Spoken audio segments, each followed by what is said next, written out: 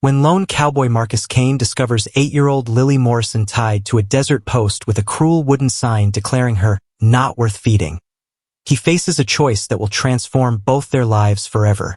In the unforgiving Arizona territory of 1867, where survival means looking out for yourself, what happens when a man who spent years running from responsibility suddenly finds someone who needs him more than his next breath?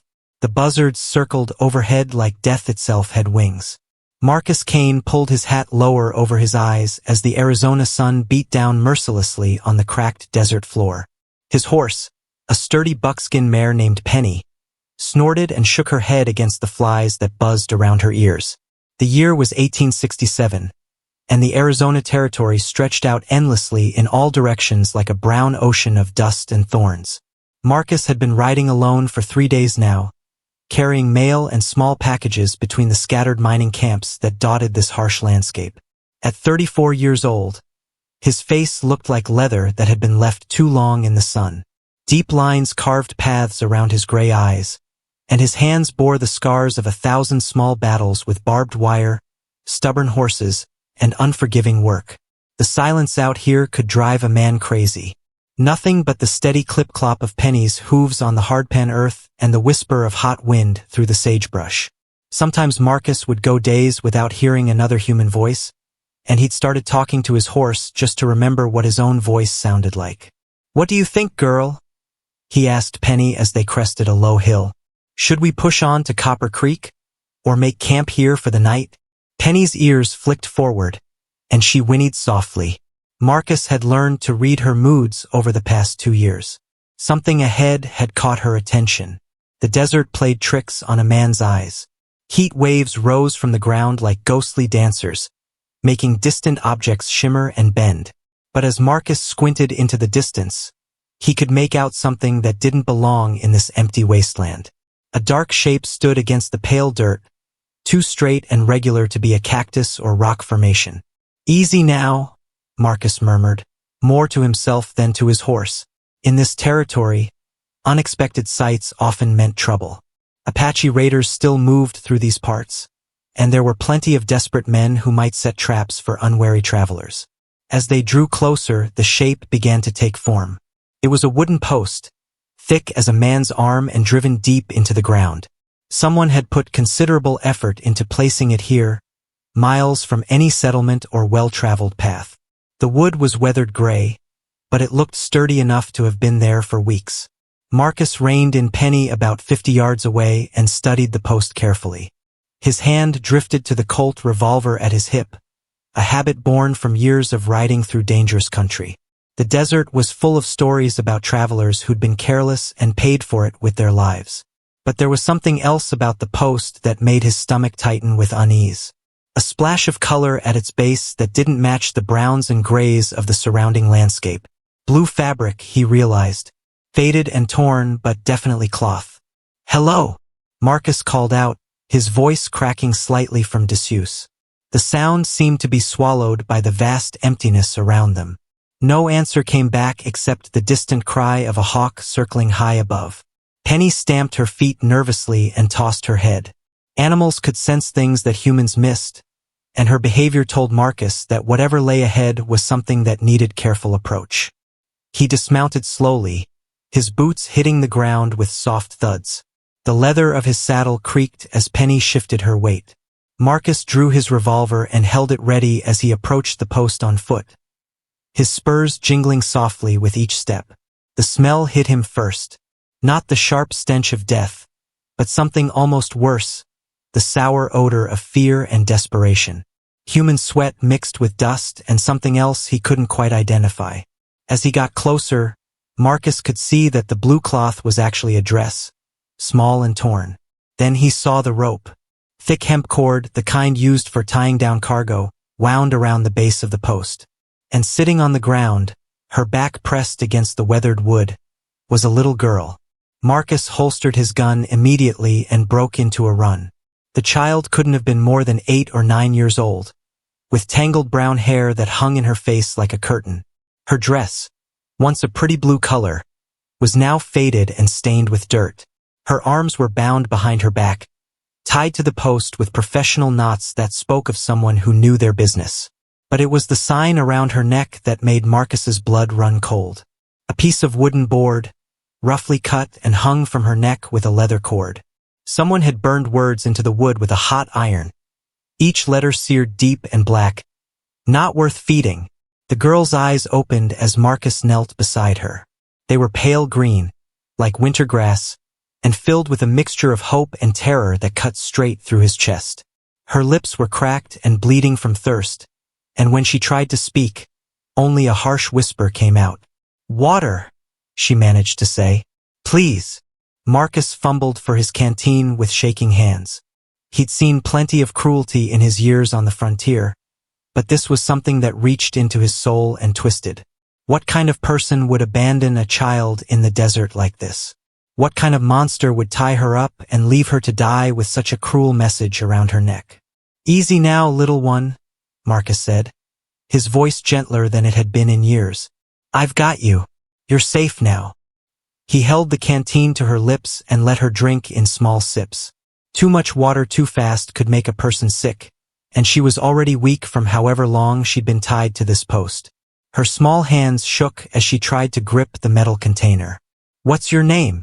Marcus asked as he worked to untie the ropes around her wrists. "Lily," she whispered, her voice like rustling leaves. "Lily Morrison." The name Morrison hit Marcus like a physical blow.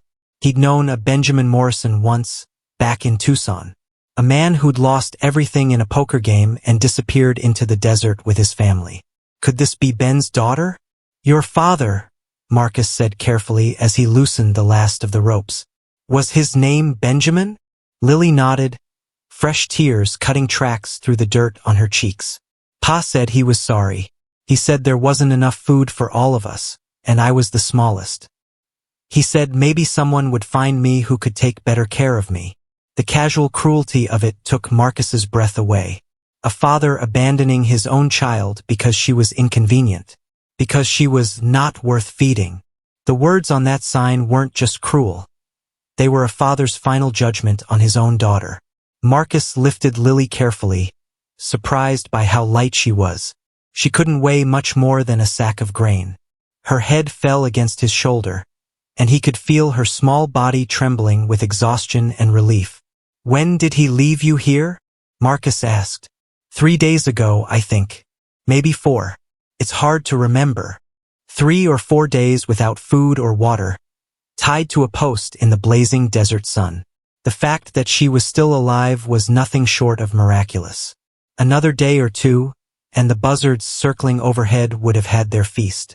As Marcus carried Lily back to his horse, his mind raced with questions and possibilities. He'd been planning to ride straight through to Copper Creek, deliver his mail, and move on to the next settlement.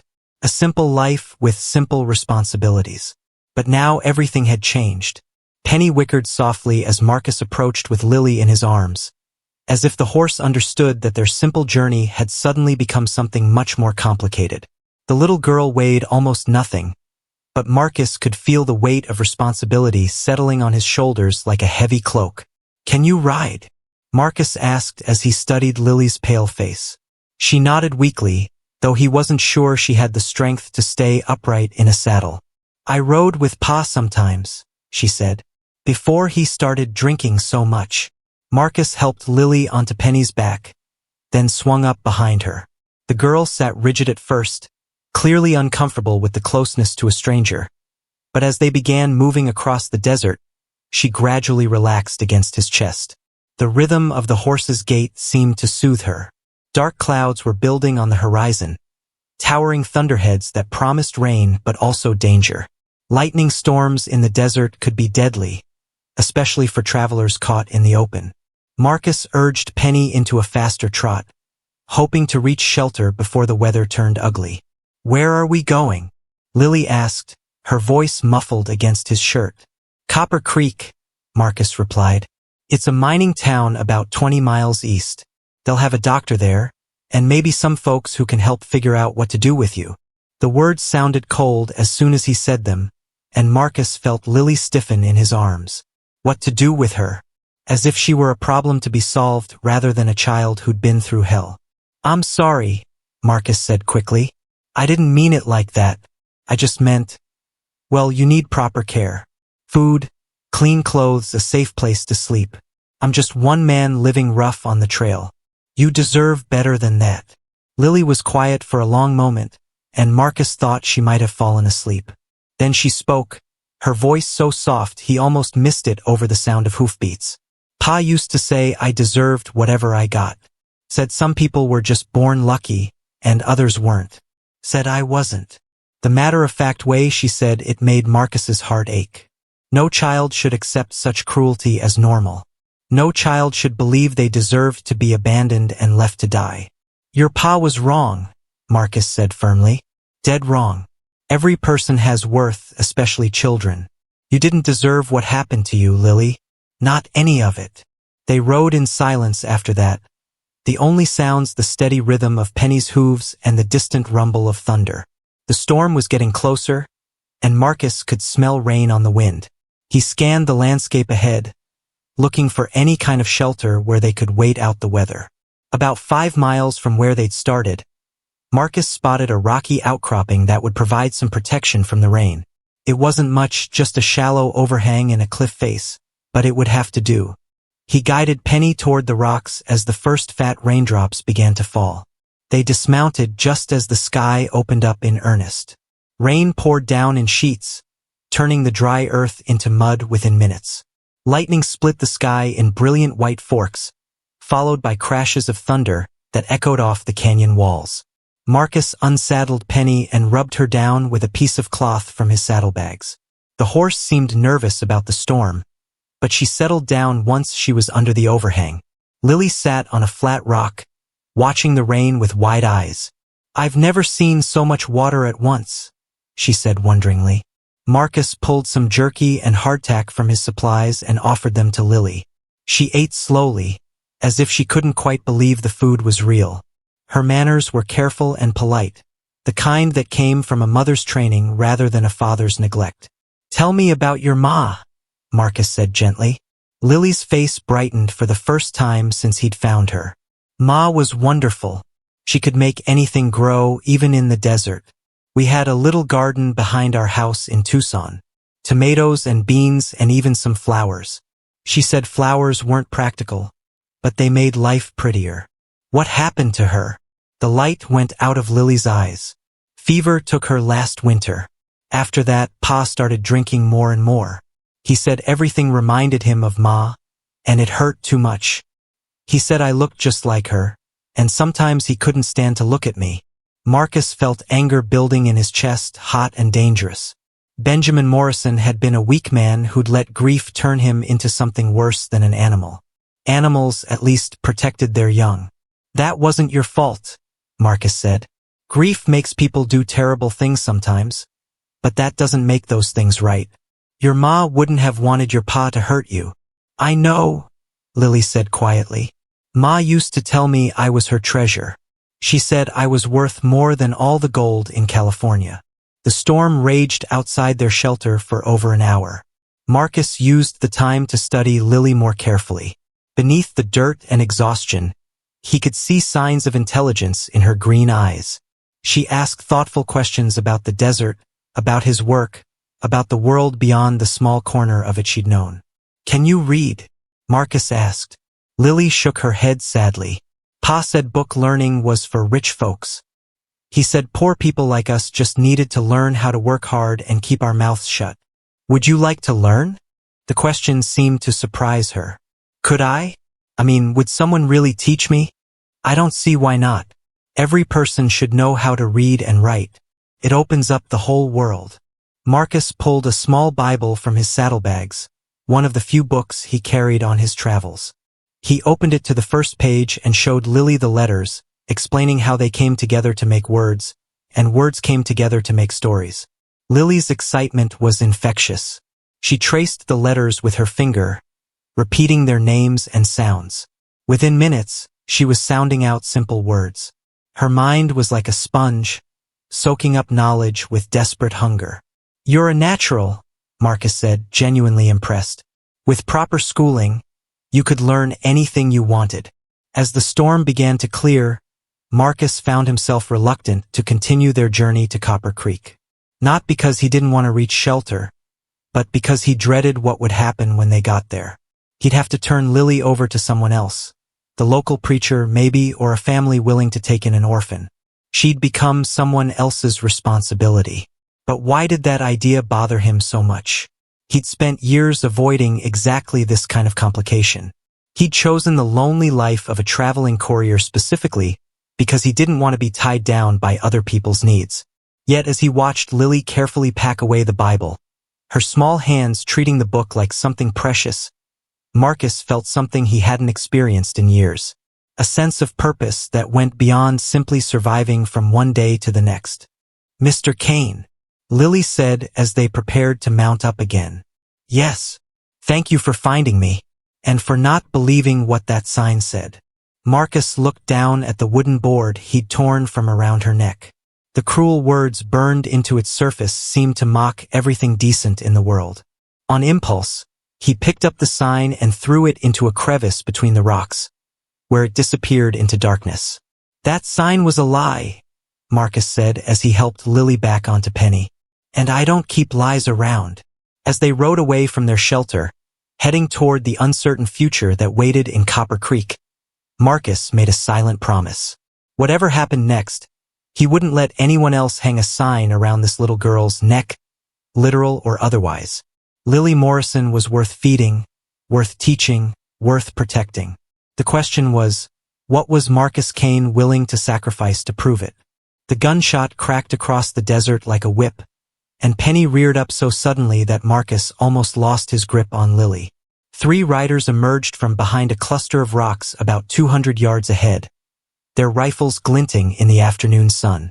Marcus's blood turned to ice as he recognized the lead rider's distinctive black hat and silver-studded vest.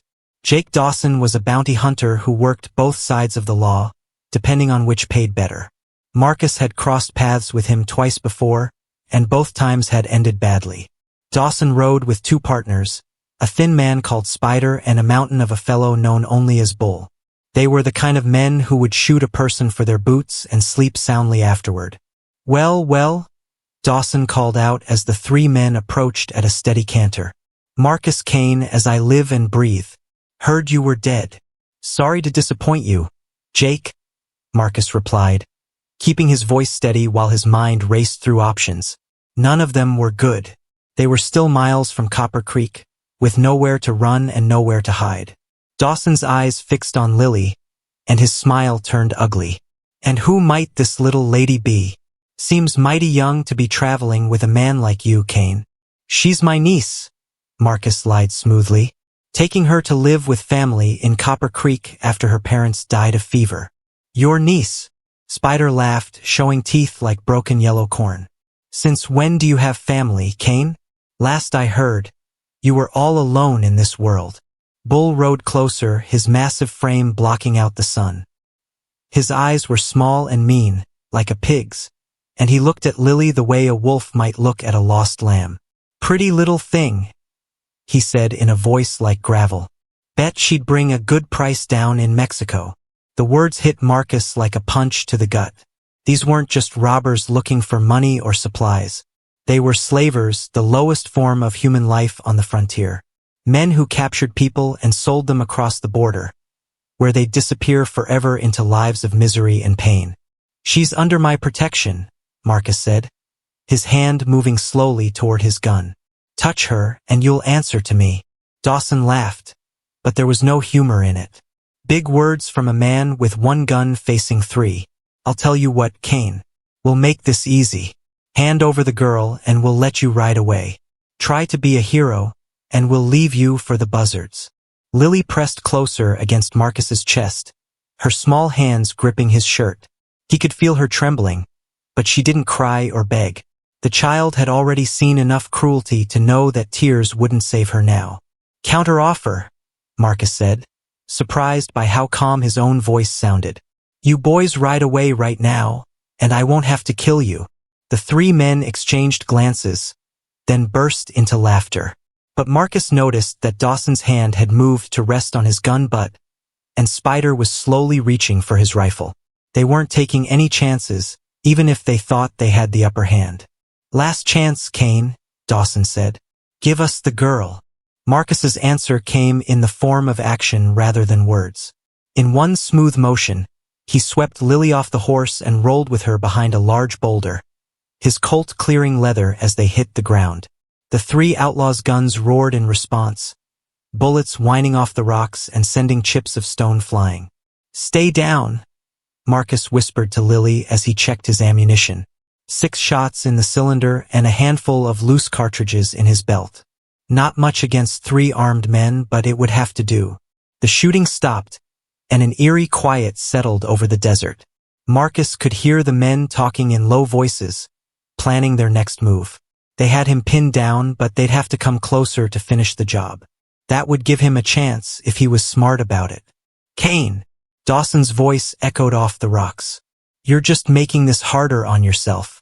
And on the girl. Give up now and we'll make it quick." Marcus didn't answer. Instead, he studied the terrain around their hiding spot.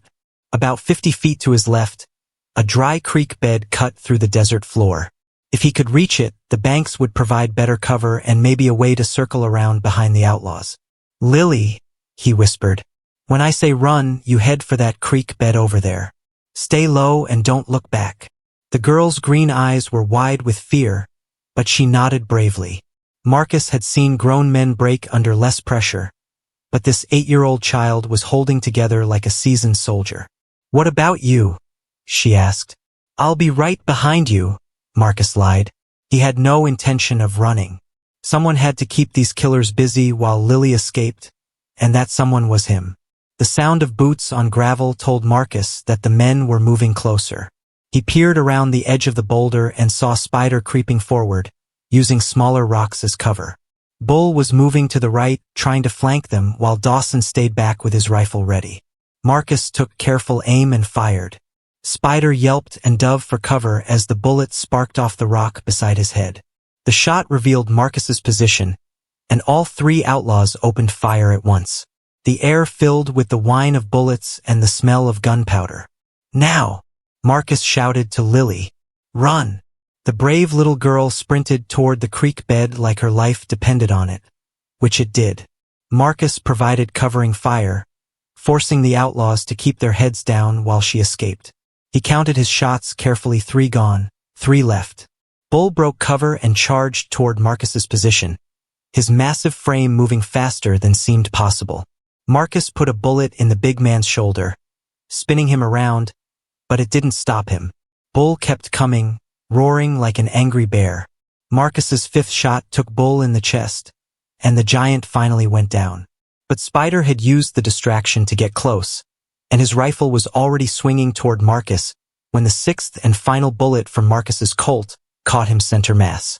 That left Dawson still back among the rocks with his rifle.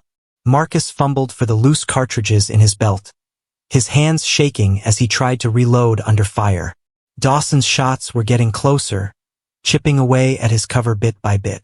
Then he heard something that made his heart stop. Lily's scream, high and terrified, coming from the direction of the creek bed. Marcus forgot about reloading and forgot about Dawson. He ran toward the sound of Lily's voice, expecting to feel a rifle bullet in his back at any moment.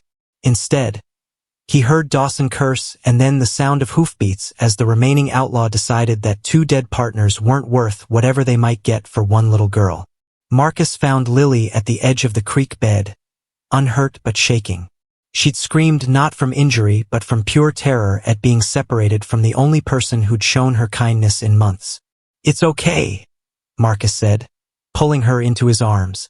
"They're gone. We're safe." But even as he said the words, Marcus knew they weren't entirely true. Dawson was still out there, and men like him didn't give up easily. They'd have to be more careful from now on, and they'd have to reach Copper Creek soon. The desert was no place for a running fight with a vengeful outlaw. As they made their way back to where Penny waited, Marcus realized something had changed between him and Lily. He was no longer just a man who'd found an abandoned child. He was her protector, her guardian, her shield against a world that seemed determined to hurt her. The question was, would his protection be enough when Dawson came back? because Marcus had no doubt that the outlaw would return, probably with more men and a serious grudge to settle. The town of Copper Creek sprawled across a narrow valley like a collection of wooden boxes someone had scattered from a great height. Smoke rose from a dozen chimneys, and Marcus could hear the distant sound of hammers ringing against metal. The mining operation that gave the town its name worked around the clock, pulling silver and copper from the surrounding hills. Marcus and Lily rode down the main street as the sun was setting, casting long shadows between the buildings. People stopped to stare at the odd pair. A weathered cowboy and a small girl who looked like she'd been dragged through the desert backward, which, Marcus reflected, wasn't far from the truth. "Are you really going to leave me here?" Lily asked quietly as they passed a small church with a wooden cross mounted above the door. The question hit Marcus harder than he'd expected. Over the past day, he'd grown accustomed to having the girl with him. Her questions, her courage, even her presence sleeping curled up beside their campfire. It had all become natural somehow. The thought of riding away alone felt wrong now. "That was the plan," Marcus said honestly. "Find you a good family, maybe get you enrolled in school. You deserve a proper home, Lily." "What if I don't want a proper home?" she asked. "What if I want to stay with you?" Marcus pulled Penny to a stop in front of the town's only hotel, a 2-story building with a hand-painted sign that read Silver Dollar Inn. The windows glowed with warm lamplight, and the smell of cooking food made his stomach growl. They both needed a hot meal and a safe place to sleep. "Let's get you cleaned up and fed first," Marcus said, avoiding her question. "Then we'll figure out what's best." The hotel clerk, a thin man with suspicious eyes, looked them up and down before speaking. "We don't usually rent rooms to men traveling with unaccompanied children," he said primly. "She's my daughter," Marcus lied without hesitation. "Her mother died, and we're traveling to start fresh somewhere new." The clerk's expression softened slightly. Death was common enough on the frontier that most people didn't question such stories. "That'll be $2 for the night. Meals are extra." Marcus paid for a single room with 2 beds, not wanting to draw more attention by requesting separate accommodations. As they climbed the narrow stairs, he could feel the weight of curious eyes following them. The room was small but clean, with a wash basin and pitcher of water on a wooden stand. Lily sat on one of the beds and looked around with wonder, as if she'd never seen such luxury. "When was the last time you slept in a real bed?" Marcus asked. "Before Ma died," Lily said simply. "Pa sold our furniture to pay his gambling debts. We'd been sleeping on the floor for months." Marcus felt that familiar surge of anger at Benjamin Morrison's selfishness. What kind of father put his own weakness ahead of his child's basic needs? But he pushed the feeling down. Anger wouldn't help Lily now. "Well, tonight you sleep like a princess," Marcus said. "Tomorrow we'll see about getting you some new clothes and maybe finding the local schoolteacher." A soft knock at the door interrupted them. Marcus opened it to find a middle-aged woman with kind eyes and graying hair pulled back in a neat bun. She wore a simple brown dress and carried a basket covered with a checkered cloth. "Excuse me," she said in a gentle voice. "I'm Martha Henderson, the schoolteacher here in Copper Creek. Word travels fast in a small town, and I heard you'd arrived with a young girl who might be in need of some help." Marcus stepped aside to let her enter. Martha's eyes immediately went to Lily, and her expression filled with compassion at the sight of the child's ragged appearance. "Hello, dear," Martha said, sitting on the edge of the bed beside Lily. "What's your name?" "Lily Morrison," the girl replied, suddenly shy. "That's a beautiful name. I brought you some things I thought you might need." Martha opened her basket to reveal clean clothes sized for a child, along with soap, a brush, and several pieces of hard candy. Lily's eyes lit up at the sight of the candy, but she looked to Marcus for permission before taking any. The gesture broke Martha's heart. What kind of life had this child lived where she needed permission to accept a simple kindness? "Please, take whatever you'd like," Martha said softly. "These are gifts." As Lily explored the contents of the basket, Martha turned to Marcus. "Might I have a word with you in private?" They stepped into the hallway, leaving the door slightly open so Marcus could keep an eye on Lily. Martha's expression had grown serious. That child has been through something terrible, she said quietly. I can see it in her eyes. The way she flinches when people move too quickly. The way she asks permission for everything. Those are signs of a child who's been hurt. Her father abandoned her in the desert, Marcus said bluntly. Tied her to a post with a sign around her neck saying she wasn't worth feeding. Martha gasped, her hand flying to her mouth. Dear God, how could anyone do such a thing to their own child? Benjamin Morrison was a weak man who let gambling and drink destroy his family, Marcus replied. But that's in the past now. What matters is what happens to Lily next. Martha studied his face carefully. What were you planning to do with her? Find her a good home, a family that can give her the care she needs. Maybe get her into school where she can learn to read and write. And then, Marcus hesitated. Then I go back to my work, delivering mail between the mining camps. It's not a life for a child. But it's the life she wants, Martha said perceptively. I can see it in the way she looks at you. That little girl trusts you more than anyone else in the world right now. Are you sure you're ready to break that bond? The question hit Marcus like a physical blow. He'd been trying not to think about what it would mean to ride away from Lily, to leave her with strangers and return to his solitary existence. The thought of her watching him leave, perhaps thinking he was abandoning her just like her father had, made his chest tight with unexpected pain. It's not about what I want, Marcus said finally. It's about what's best for her. And who decides what that is? Martha challenged gently. You? Me? Or maybe the child herself should have some say in her own future. Before Marcus could answer, they heard a commotion from downstairs. Loud voices, heavy footsteps, and then a voice that made Marcus's blood run cold. I'm looking for a man named Kane. Jake Dawson's voice carried clearly up the stairs. Him and a little girl. Someone saw them come into this hotel. Marcus cursed under his breath. He'd hoped Dawson would give up after losing his partners. But the outlaw was more persistent than expected. And now he'd tracked them right into town where innocent people could get hurt. Get Lily, Marcus whispered to Martha. Take her out the back way. There's going to be trouble.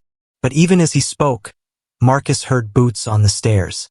Dawson wasn't waiting for the desk clerk to cooperate. He was coming up to search every room himself. Martha's eyes went wide with fear, but she nodded and slipped back into the room. Marcus heard her whispering urgently to Lily, explaining that they needed to leave right away. The footsteps in the hallway were getting closer. Marcus drew his freshly loaded Colt and positioned himself beside the door. He'd bought Lily a day of safety and kindness, but it looked like their troubles were far from over. The handle turned slowly, and the door began to open.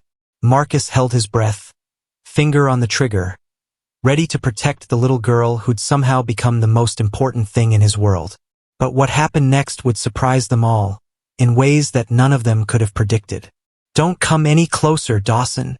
Sheriff Garrett Collins's voice boomed through the hotel hallway like thunder on a clear day.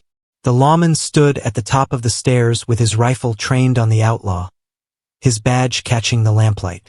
Marcus had never been so happy to see a peace officer in his entire life. Jake Dawson froze with his hand on his gun, his face twisting with surprise and anger. Behind him, Marcus could see two more men, replacements for Spider and Bull, no doubt. The outlaw had come prepared for a fight, but he hadn't counted on running into the local law. Sheriff Collins, Dawson said with false politeness. Fancy meeting you here. I'm just looking for a friend of mine. Man named Kane, traveling with a little girl. Friend. Collins laughed harshly. Jake, the last time you had friends in this town, they ended up face down in the street with bullet holes in their backs. Now, I'm gonna ask you real nice-like to turn around and walk out of my town. Marcus pressed himself against the wall beside the door, his gun still ready.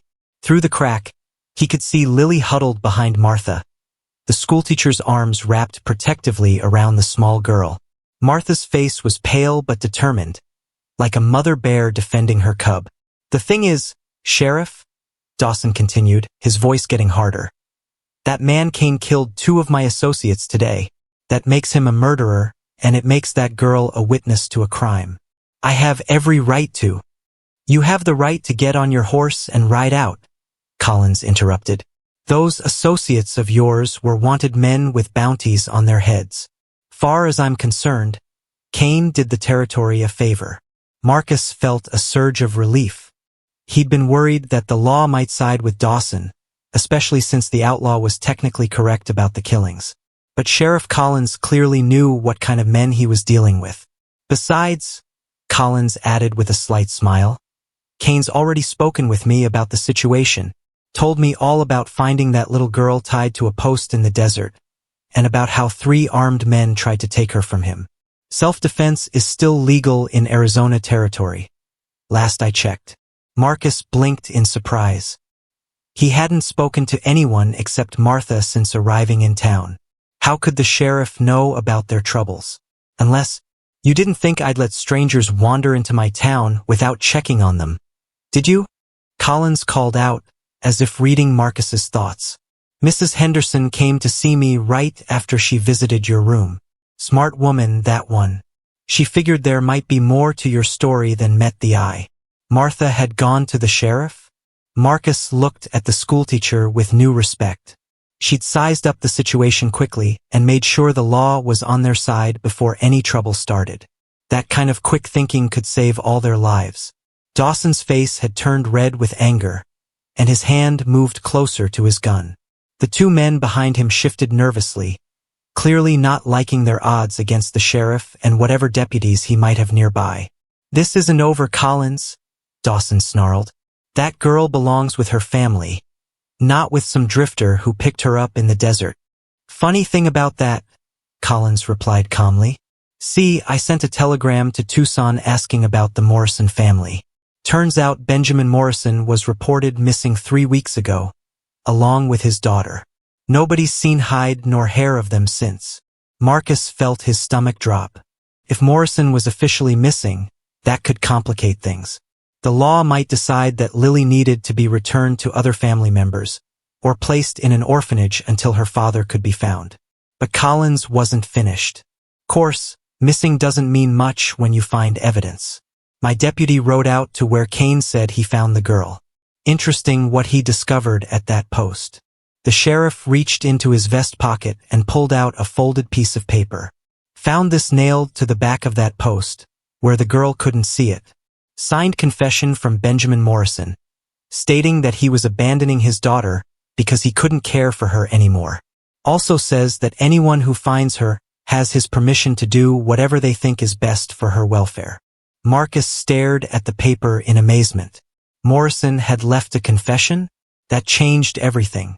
It meant that legally, Lily had been abandoned by her father and was free to be placed with whoever could provide for her. Dawson's face went from red to white. Without legal grounds to claim the girl, he had no excuse for being in town or threatening Marcus. The outlaw was just a common criminal now, and everyone in the hallway knew it. Like I said, Collins repeated, his voice carrying the weight of final authority. Time for you boys to move along. Don't make me ask twice.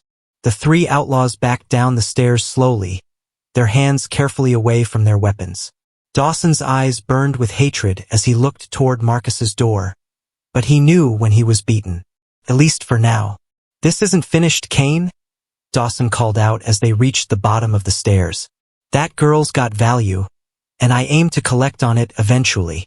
Any man who threatens a child in my town will find himself in a pine box, Collins replied coldly. I suggest you remember that. The front door of the hotel slammed shut, and Marcus heard the sound of horses galloping away into the night.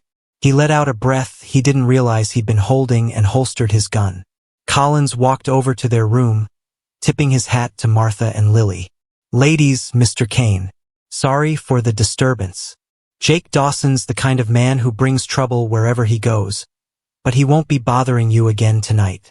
Thank you, Sheriff, Marcus said, stepping into the hallway. I wasn't sure how to handle that situation without putting innocent people at risk. Mrs. Henderson filled me in on the basics, Collins replied. Sounds like you've had quite an adventure. The question now is what you plan to do next. Marcus looked at Lily, who was peeking out from behind Martha's skirts. The little girl's green eyes were wide with fear and confusion. Too much had happened too fast for her to understand it all. "I'm not sure," Marcus admitted. "I found her, and I feel responsible for her safety. But I don't know if I'm the right person to give her the kind of life she deserves." "Well," Collins said thoughtfully, "that confession from her father gives you some legal standing if you want to pursue guardianship. Of course, you'd need to prove you can provide for her properly. Job, steady income, stable home, that sort of thing." The words hit Marcus like a splash of cold water. He was a traveling courier with no permanent address and barely enough money to keep himself fed and equipped. How could he possibly provide stability for a growing child? "There might be another option," Martha said quietly, speaking up for the first time since the confrontation began. "Something that could benefit everyone involved." Marcus turned to look at her, surprised by the thoughtful expression on her face. Martha Henderson was clearly a woman who thought several steps ahead, and he had the feeling she was about to propose something that would change all their lives. But before she could explain, a new commotion erupted from downstairs. Shouting voices, the sound of breaking glass, and then the unmistakable crack of gunfire echoing through the night air. "What now?" Collins muttered, drawing his weapon again. Whatever Martha had been about to suggest would have to wait. Their troubles were far from over. "Fire! Fire in the stable!" The cry came from somewhere outside the hotel, followed by the frantic ringing of the town's alarm bell. Through the window, Marcus could see an orange glow reflecting off the buildings across the street, and the acrid smell of smoke was already drifting through the air. Sheriff Collins cursed under his breath and headed for the stairs. "This is no coincidence," he said grimly. "Dawson's trying to draw attention away from whatever he's really planning." Marcus felt ice form in his stomach. While everyone in town rushed to fight the fire, the outlaw could sneak back and grab Lily in all the confusion. It was a clever plan and a dangerous one. "Martha," Marcus said urgently, "take Lily and barricade yourselves in the room. Don't open the door for anyone except me or the sheriff." "What are you going to do?" Martha asked, her arms tightening protectively around the little girl. "Help put out that fire and keep an eye out for Dawson," Marcus replied, checking his gun once more. "He's not done with us yet." Marcus followed Collins downstairs and out into the street, where chaos reigned supreme. Half the town seemed to be running toward the burning stable with buckets of water, while the other half was trying to move their horses and wagons to safety. The fire was spreading fast in the dry desert air, and the wooden buildings nearby were already starting to smolder. "Bucket Brigade," Collins shouted over the noise. "Form a line from the well to the stable. Move people or we'll lose half the town." Marcus joined the line of people passing buckets of water from hand to hand. The work was hard and hot, with smoke stinging his eyes and ash falling like dirty snow all around them. But it also gave him a perfect view of the street and the people moving through it. That's when he spotted them. Two figures creeping along the shadowy alley beside the hotel, moving carefully to avoid the firelight. Even in the dark, Marcus recognized the bulk of one man and the wiry frame of the other. Dawson's remaining partners, trying to get to the back entrance while everyone was distracted. Marcus dropped his bucket and slipped away from the brigade, drawing his Colt as he moved. The fire was under control now. The townspeople had it surrounded and were dousing the flames steadily. But that just meant Dawson's plan was moving to its next phase. The back of the hotel was dark and quiet, lit only by the distant glow of the fire. Marcus crept along the wall, listening for any sound that might give away the intruder's position. A loose board creaked somewhere above him, and he looked up to see a shadow moving past one of the second-story windows. They were already inside. Marcus found the back door standing open, its lock broken clean off. He eased through the doorway and found himself in a narrow hallway that led to the kitchen. Voices drifted down from upstairs, men talking in low, urgent tones. "Room's locked tight," one voice said. "Wood's too thick to break down quiet like." "Then we do it loud," another voice replied. "Fire's got everyone busy for at least another 10 minutes. Plenty of time to grab the girl and get out." Marcus took the stairs two at a time, moving as quietly as he could manage. The hallway was dimly lit by a single oil lamp, casting dancing shadows on the walls. He could see two men standing outside his room, one of them holding a crowbar while the other kept watch. "Marcus!" Lily's voice came through the door, high and frightened. "Someone's trying to get in." The men outside cursed and redoubled their efforts with the crowbar. Wood splintered as they worked to pry the door from its frame. Marcus knew he had only seconds before they broke through. "Stop right there," Marcus called out, stepping into the lamplight with his gun drawn. Both men spun around, reaching for their weapons. Marcus fired first, his bullet catching the man with the crowbar in the shoulder. The tool clattered to the floor as the man screamed and stumbled backward. The second man got his gun clear and fired, the bullet whining past Marcus's ear to embed itself in the wall behind him. Marcus's return shot was more accurate, dropping the man where he stood. The door to Marcus's room flew open, and Martha appeared with a rifle in her hands. "Are they?" she began, then stopped when she saw the two men on the floor. "It's over," Marcus said, though he kept his gun ready just in case. "Where did you get that rifle?" "I borrowed it from the sheriff's office," Martha replied calmly. "I thought we might need some protection. Is Lily all right?" The little girl appeared beside Martha, her face pale but determined. "I heard shooting," she said. "Did the bad men come back?" "They did, but they won't be bothering us anymore," Marcus assured her. He knelt down so he was at eye level with Lily. "You were very brave, staying quiet when you were scared." Heavy footsteps on the stairs announced Sheriff Collins's arrival. The lawman took in the scene with experienced eyes, noting the broken door, the wounded man groaning on the floor, and the still form of his partner. "Dawson?" Collins asked. "Still out there somewhere," Marcus replied. These two were just the distraction while he set up for the real attack. "Not anymore," a new voice said from the end of the hallway. Jake Dawson stepped into view, but his hands were empty and held high above his head.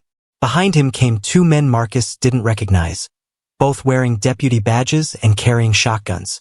"Found this one trying to sneak out of town," one of the deputies explained. "He was real surprised when we were waiting for him behind the livery stable." Dawson's face was twisted with rage and defeat. "This isn't over, Kane. There's good money to be made off that girl, and someone's going to collect it eventually." "What money?" Collins demanded. "What are you talking about?" Dawson laughed bitterly. "You think this is just about one little girl? There's a bounty on Morrison children, placed by their grandfather back east. Rich man who wants his family reunited after his son disappeared. $500 for safe return." The words hit Marcus like a thunderbolt. Lily's grandfather was looking for her? That changed everything. If there was family back east willing to claim her, Marcus might not have any choice in what happened next. But Lily surprised them all by speaking up in a clear, firm voice. "My grandfather sent Pa away years ago. Said he never wanted to see him again because Pa married Ma against his wishes. Ma told me the story before she died. If he wants me now, it's not because he loves me." The simple truth of it hung in the air like smoke from the dying fire outside. A rich man's guilt didn't necessarily translate into love or proper care for a traumatized child. Sometimes families were the worst place for a person to find safety. "Well," Collins said finally, "that's something for the courts to decide. But first, we've got criminals to lock up and a town to secure. Dawson, you and your boys are under arrest for attempted kidnapping, arson, and disturbing the peace." As the deputies led the outlaws away, Marcus found himself alone with Martha and Lily. The crisis was over, but the larger questions remained. What kind of future could he offer this brave little girl? And what had Martha been about to suggest before the fire started? The schoolteacher seemed to read his thoughts. "We still need to talk," she said quietly, "about that other option I mentioned. I think you might be surprised by what I have in mind." Lily looked up at both adults with curious eyes. Whatever came next, Marcus knew that this remarkable child would face it with the same courage she'd shown throughout their incredible journey together. "My proposal might shock you, Mr. Kane, but desperate times call for bold solutions." Martha Henderson sat across from Marcus at the small table in her tidy schoolhouse the next morning, her hands folded neatly in front of her. Lily was outside in the garden, picking wildflowers and humming softly to herself, blissfully unaware that the adults were deciding her entire future. Marcus shifted uncomfortably in the child-sized chair that Martha had borrowed from her classroom. The morning sun streamed through the windows, highlighting the neat rows of desks and the chalkboard covered with simple arithmetic problems. This was a place of learning and hope, so different from the harsh desert where he'd found Lily just days ago. "I'm listening," Marcus said, though he couldn't imagine what the proper schoolteacher might suggest that would be more shocking than anything else that had happened recently. Martha took a deep breath, as if gathering courage for a difficult speech. "The law is clear about unmarried men raising children alone, especially young girls. Simply isn't done, and the courts won't allow it. But there is one way you could gain legal guardianship of Lily." "Which is?" "Marriage," Martha said simply. "To me." Marcus stared at her, certain he'd misunderstood. "I beg your pardon?" "A marriage of convenience," Martha continued, her cheeks flushing pink but her voice remaining steady. "I need help running my small ranch and managing the heavier work around my property. You need legal standing to care for Lily. Together, we could provide her with a stable home, education, and the protection she deserves." The proposal hit Marcus like a lightning bolt. Marriage? To a woman he'd known for less than 24 hours? The idea was crazy, impossible, completely. "It would be a practical arrangement," Martha hurried on, perhaps sensing his shock. "Separate bedrooms, of course. No romantic expectations. Simply two adults working together to give one little girl the chance at a good life." Marcus looked out the window at Lily, who was now braiding flower stems together with intense concentration. The child had been through more trauma in her short life than most adults would face in 50 years. She deserved stability, safety, and love. But marriage to a stranger? "Why would you make such an offer?" Marcus asked. "You don't know anything about me except that I found an abandoned child and tried to protect her." Martha smiled, and for the first time, Marcus noticed how it transformed her entire face. "Mr. Kane, I've been teaching children for 8 years. I've learned to read people quickly, especially when it comes to how they treat young ones. Yesterday, I watched you risk your life for a girl who isn't even related to you. I saw how gently you spoke to her, how carefully you protected her. Those aren't the actions of a bad man." "But marriage," Marcus began. "I'm 32 years old," Martha said matter-of-factly. "I've had my chances for romantic love and they've passed me by. At this point in my life, I'm more interested in purpose than passion. Helping to raise that remarkable little girl would give my life more meaning than I've had in years." Through the window, Marcus watched Lily hold up her flower chain for his approval. When she saw him looking, her face lit up with a smile that could have powered the entire town. The simple joy in her expression made his chest tight with emotion. "There's something else you should know," Martha continued. "I received a telegram this morning from Lily's grandfather in Boston. Lily Morrison is indeed offering a reward for her return, but it's not what Jake Dawson claimed." Marcus turned his attention back to Martha, alarmed by the serious tone in her voice. "Mr. Morrison isn't looking to reunite with his granddaughter out of love," Martha explained. "According to the telegram, he wants to place her in a boarding school for difficult children, essentially a place where wealthy families send unwanted relatives to be forgotten. He sees Lily as an embarrassment to be hidden away, not a child to be cherished." The news made Marcus feel sick. Lily would go from being abandoned in the desert to being abandoned in a cold institution, surrounded by strangers who saw her as a problem to be managed rather than a person to be loved. "She can't go there," Marcus said firmly. "I won't let that happen." "Then you understand why I'm making this proposal," Martha replied. "Between us, we can create the kind of home Lily needs. A place where she can learn and grow and feel safe. Where someone will notice if she has nightmares, or celebrate when she reads her first book, or simply listen when she needs to talk." Marcus stood and walked to the window, watching Lily carefully arrange her flowers in a small vase she'd found. The child moved with quiet grace, her previous terror replaced by cautious hope. She was healing slowly but surely. The question was whether Marcus was brave enough to help that healing continue. What would people say? Marcus asked. A marriage of convenience isn't exactly common. People will say what they always say, Martha replied with a shrug. But their opinions won't matter when Lily is safe and happy and getting the education she deserves. Besides, frontier marriages often start with practical considerations rather than romantic ones. Many of the strongest partnerships I know began exactly that way. Marcus thought about his own parents, who had indeed married for practical reasons. His father needed help with his farm, and his mother needed security after her first husband died. They'd grown to love each other deeply over time, building a relationship based on respect and shared purpose. Could the same thing happen here? Marcus glanced at Martha, really looking at her for the first time. She was plain but not unattractive, with intelligent brown eyes and calloused hands that spoke of honest work. More importantly, she had a good heart and a genuine desire to help Lily. That counted for more than beauty or romance. When would this marriage take place? Marcus asked carefully. As soon as possible, Martha replied. Before Mr. Morrison can send agents to collect Lily, and before any other legal complications arise. Sheriff Collins has agreed to perform the ceremony himself. He's authorized to conduct marriages in his capacity as a justice of the peace. And you're certain this is what you want? No second thoughts.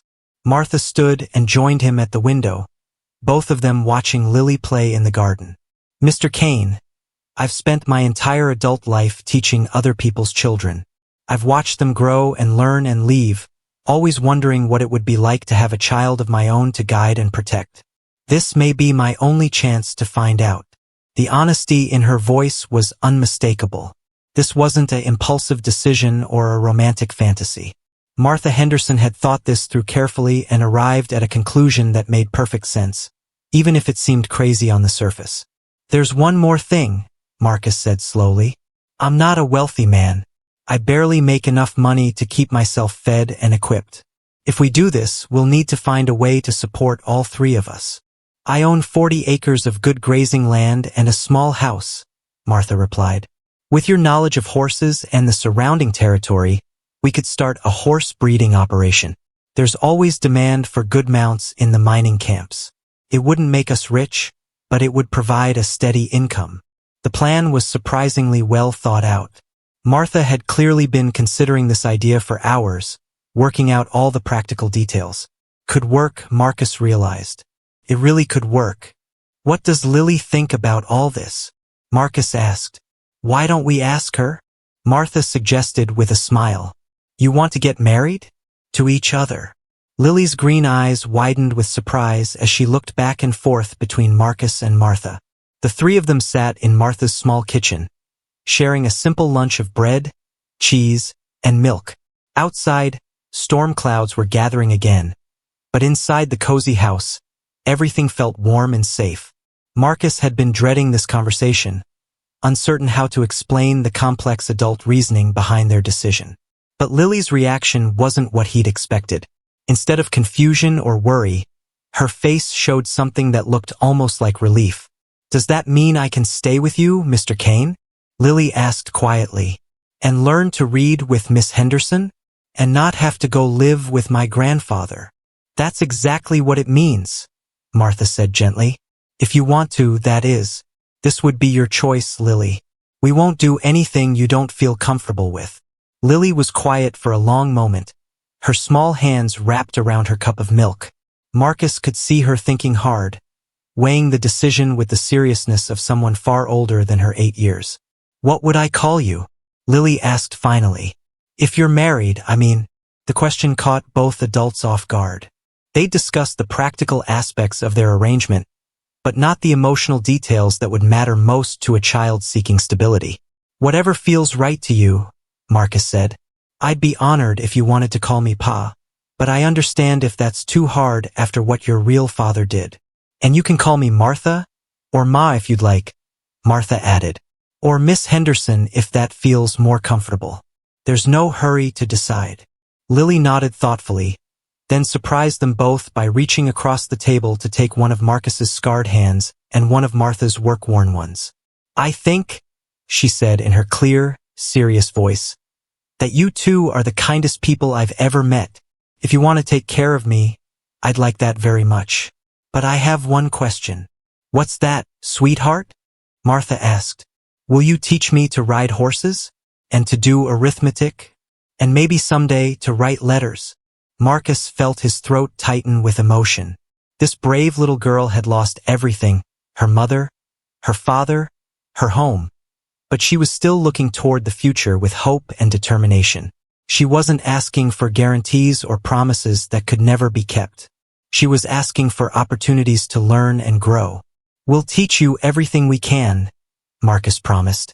"Reading, writing, arithmetic, riding, and anything else you want to learn." "Then yes," Lily said with a smile that could have lit up the darkest night. "I'd like us to be a family." The wedding took place that very afternoon in Sheriff Collins's office, with Martha wearing her best blue dress and Marcus in his cleanest shirt. Lily stood between them, holding a bouquet of the wildflowers she'd picked that morning.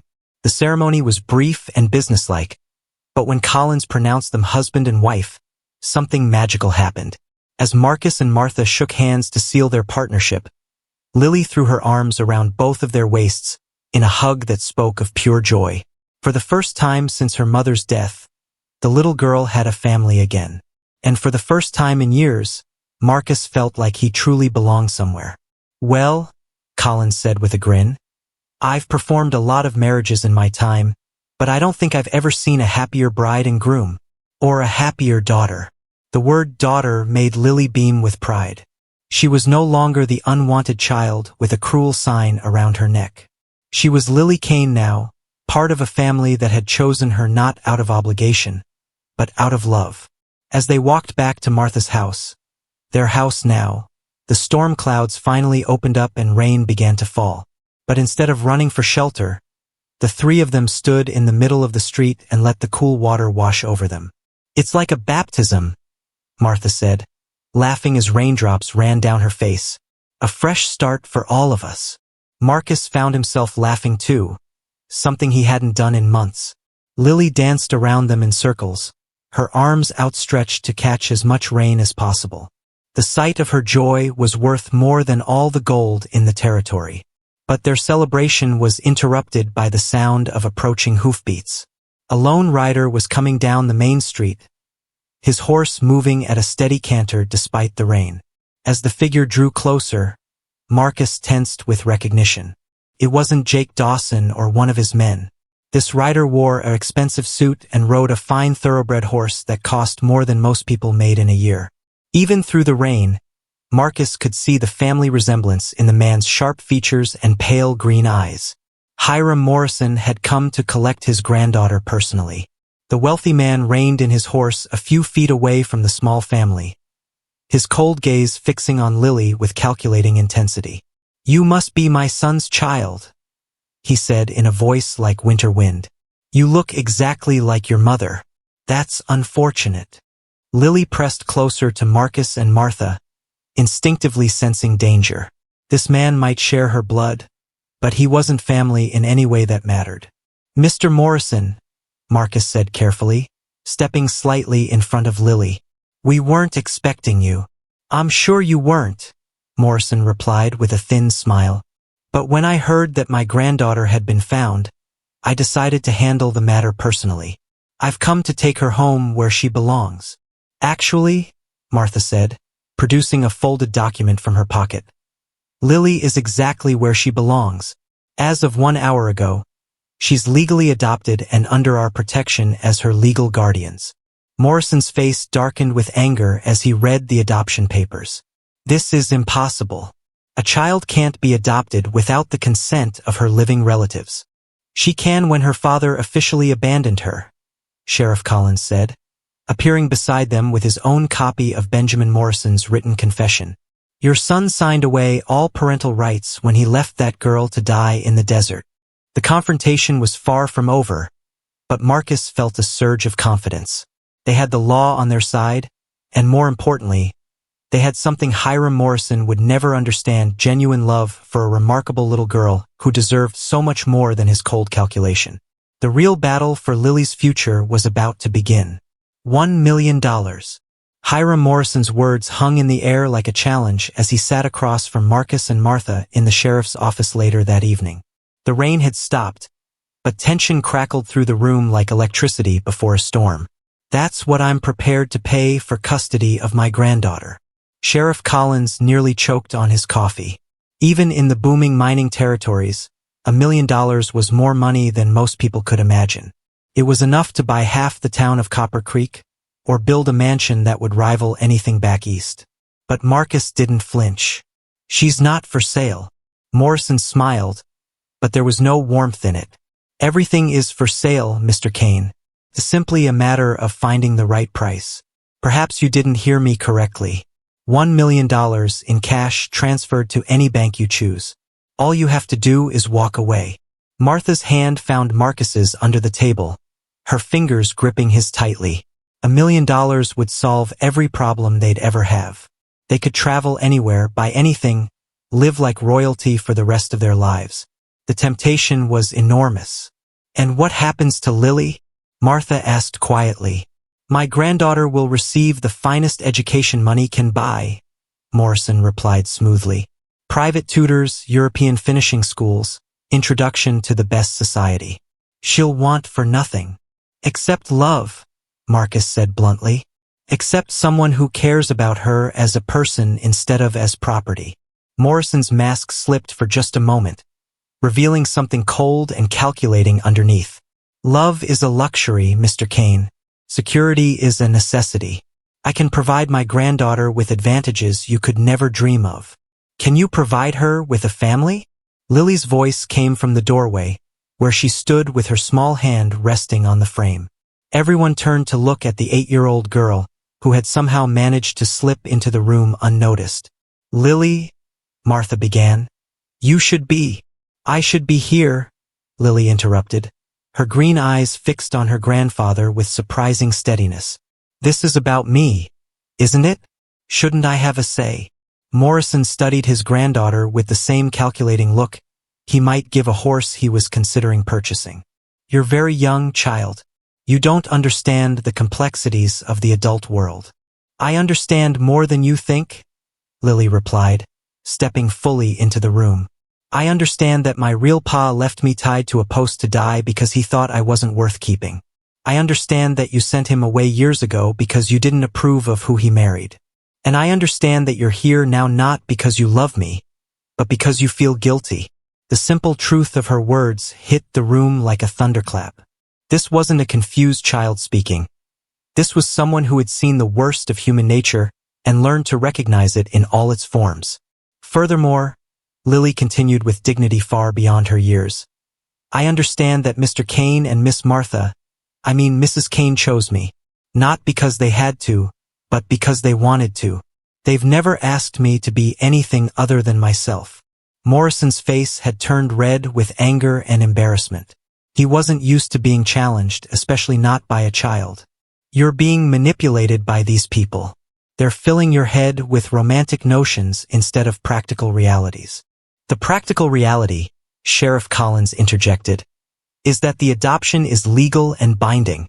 You have no legal claim on this child, Mr. Morrison." "Legal claims can be challenged," Morrison replied coldly. "I have resources that these people could never match. I can tie this up in courts for years, make their lives miserable, destroy any chance they have of providing for my granddaughter properly." The threat was clear. Morrison might not be able to take Lily immediately, but he could make their lives so difficult that they'd eventually be forced to give her up.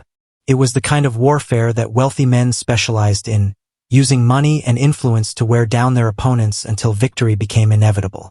But Morrison had made one crucial mistake. He'd underestimated the depth of determination that came from genuine love. "Do your worst," Marcus said quietly. "We're not backing down." "Neither am I," Martha added, her voice steady despite the enormity of what they were facing. Morrison's smile turned predatory. "We'll see about that.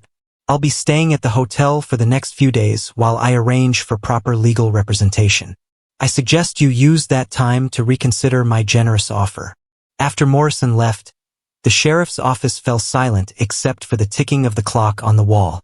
The magnitude of what they were up against was slowly sinking in. $1 million was just the beginning. Morrison had the resources to hire the best lawyers in the country, to influence judges and politicians, to make their lives an endless nightmare of legal challenges. "Are we crazy?" Martha whispered. "Fighting someone with that kind of money and power?" Marcus looked at Lily, who had climbed into Martha's lap and was resting her head against the schoolteacher's shoulder. The child's eyes were closed, but he could tell she wasn't asleep. She was listening, waiting to see if the adults who had promised to protect her would keep that promise when the stakes got higher. "Maybe we are crazy," Marcus admitted, "but sometimes crazy is the only sane response to an insane situation.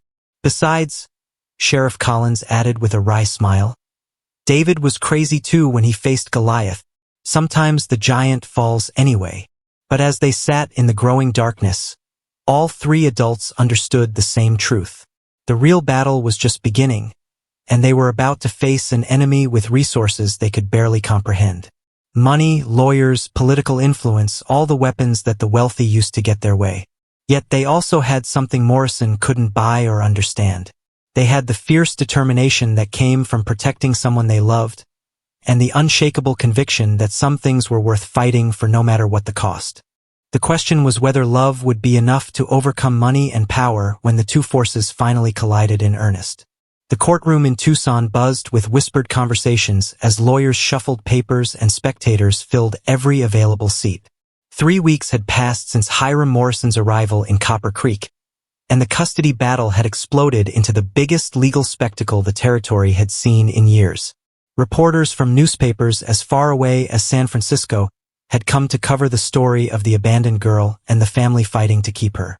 Marcus tugged at his uncomfortable collar as he sat at the defendant's table beside their lawyer, a young man named Daniel Webb who had volunteered to take their case without payment. Webb was passionate and intelligent, but he was also inexperienced and facing the most expensive legal team that money could buy. Across the aisle, Morrison sat surrounded by 4 distinguished attorneys in silk suits, their briefcases stuffed with documents and legal precedents. They looked confident and well-prepared, like generals who had already won the war before the first battle was fought.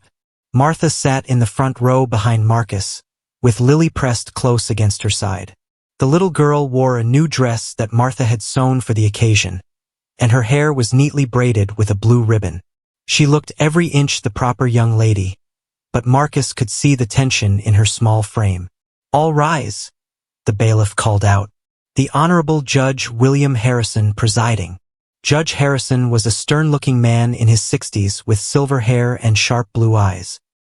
He'd been presiding over territorial courts for 20 years and had a reputation for fairness, but also for strictly following the letter of the law. Marcus hoped that would work in their favor, but he wasn't certain. "This court is convened to hear the matter of Morrison versus Kane, regarding custody of the minor child Lily Morrison Kane," the judge announced. "Mr. Pemberton, you may present your opening statement." Morrison's lead attorney rose smoothly to his feet. James Pemberton was everything that Daniel Webb wasn't: experienced, polished, and devastatingly effective in front of a jury. His reputation preceded him from the courtrooms of New York and Boston. "Your Honor," Pemberton began in a voice like aged whiskey, "this case is about what's best for an innocent child who has already suffered tremendous trauma. My client, Mr. Hiram Morrison, is the girl's only living blood relative. He offers her security, education, and opportunities that the defendants simply cannot match." Pemberton gestured toward Morrison with theatrical precision. "Mr. Morrison is a man of substantial means and unquestionable character. He can provide his granddaughter with the finest education, the best medical care, and introduction to society that will prepare her for a successful life."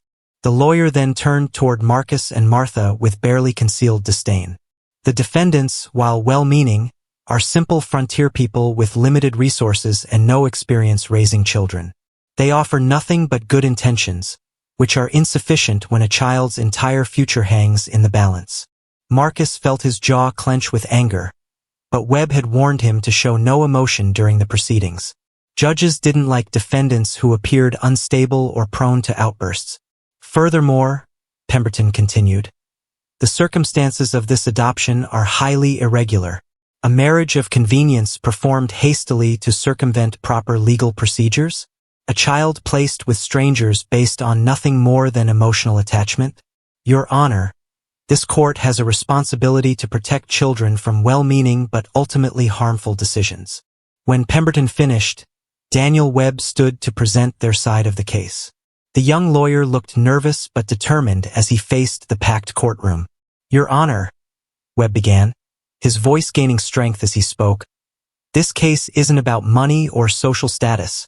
It's about love, protection, and what truly serves a child's best interests. Mr. Morrison speaks of blood relations, but where was he when his son was gambling away his family's security? Where was he when his daughter-in-law died and left a little girl vulnerable to abandonment? Webb turned to gesture toward Lily, who sat straight and dignified despite her obvious nervousness. This child was literally left to die in the desert with a sign around her neck declaring her worthless. Not by strangers, but by her own father. Mr. Kane found her, protected her, and chose to make her part of his family when he had no obligation to do so. The lawyer's passion was evident as he continued. The defendants offer Lily something that no amount of money can buy: unconditional love and acceptance. They've already proven their commitment to her welfare by fighting legal battles, facing physical danger, and restructuring their entire lives around her needs. Marcus watched the judge's face, trying to read his expression. Harrison listened impassively, giving no hint of which way his decision might lean. Your Honor, Webb concluded, Lily Kane has found her family. They may not be rich, but they're rich in the things that matter most to a child's development: love, security, and genuine care for her well-being. The testimony phase of the trial began with Morrison taking the stand. He painted a picture of wealth and opportunity, describing the elite boarding school where Lily would be educated and the society connections that would benefit her throughout her life. But when Webb cross-examined him, cracks began to appear in Morrison's polished presentation. Mr. Morrison, Webb asked, when did you last speak with your son Benjamin before his disappearance? Morrison's jaw tightened. Approximately 5 years ago. And what was the nature of that conversation? I told him that he was no longer welcome in my home unless he divorced his wife and returned to his responsibilities as my heir. So you disowned your own son because you disapproved of his marriage? I attempted to guide him toward more suitable choices, Morrison replied stiffly. And during the 5 years that followed, did you make any attempt to contact your son or his family? Morrison's silence spoke volumes. He had abandoned his son just as surely as Benjamin had abandoned Lily, and now he wanted to claim moral authority over her future. When Marcus took the stand, he spoke simply and honestly about finding Lily and the choice he'd made to protect her. His words carried the weight of genuine emotion, and Marcus could see several spectators wiping away tears as he described the little girl's courage and resilience. But the most powerful testimony came from an unexpected source. When Lily herself was called to the stand, the entire courtroom fell silent. Lily, Judge Harrison said gently, do you understand why we're all here today? Yes, sir, Lily replied in a clear voice. You're trying to decide where I should live and who should take care of me. And what would you like to tell the court about that? Lily looked directly at her grandfather, then at Marcus and Martha, then back at the judge. Your Honor, I know my grandfather can give me fancy things and send me to expensive schools. But Marcus and Martha give me something more important. They give me a family where I'm wanted for who I am, not who I might become. The simple truth of her words resonated through the courtroom like a bell. This wasn't a confused child being manipulated by adults. This was a young person who understood exactly what was at stake and had made her choice with remarkable clarity. As the trial moved toward its conclusion, Marcus realized that they had done everything they could. The rest was in the hands of a judge who would decide not just Lily's future, but the very definition of what made a family worth having.